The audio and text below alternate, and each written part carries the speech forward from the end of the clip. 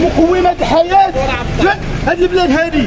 ولكن بغيت مس الغضب انتشأت الحكومه انها تعطي واحد الدعم هزيل لقطاع سيارات الاجره ووسائل النقل الاخرى المرتبطه بالاقتصاد.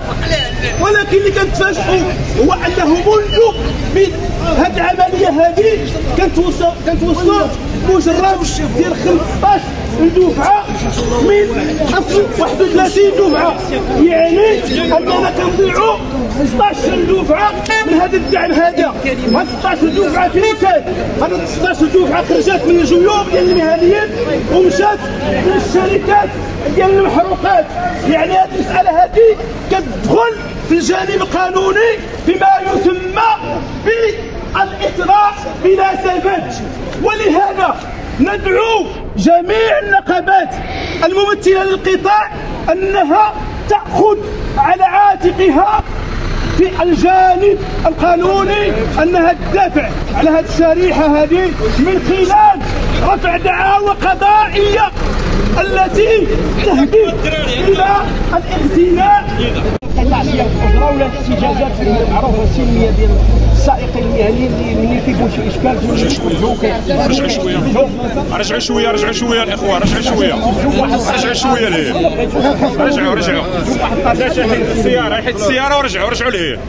كيحتجوا بواحد الطريقة سلمية. فعلا الإخوان جاو كاملين كيعبروا على التذمر ديالهم. الاشكال اللي كاين شنو هو انه كاين واحد الارتفاع كبير ديال الاسعار ديال المحروقات، ومقابل هذا الارتفاع كانت واحد الحكومه انها تكون واحد الاشطر ديال الدعم بالنسبه للمهنيين ديال سياره الاجره.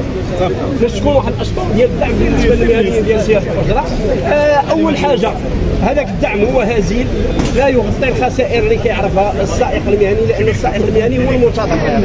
هذاك الدعم كيعطيك واحد القدر ديال الدعم اللي هو ما كيوازيش حتى 50% ديال الخسائر اللي كيتعرض لها السائق المهني.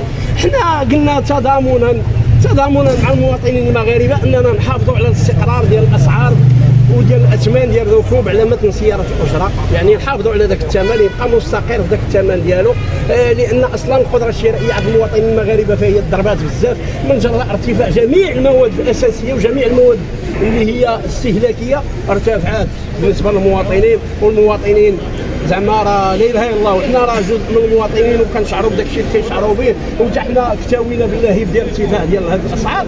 ولكن مع ذلك محتفظين على ذاك الثمن ديال الركوب في واحد الحد اللي هو في المتناول ديال القدره الشرائيه ديال المواطنين ذوي الدخل المحدود والمتوسط، لان هادو هما الزبناء ديالنا في القطاع ديال سياره الاجره.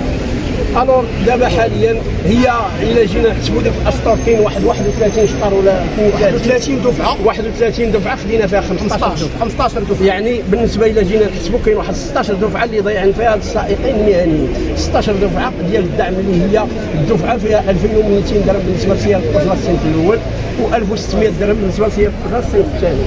حنا راسلنا الحكومه، ماشي حنا غير خرجنا احتجينا.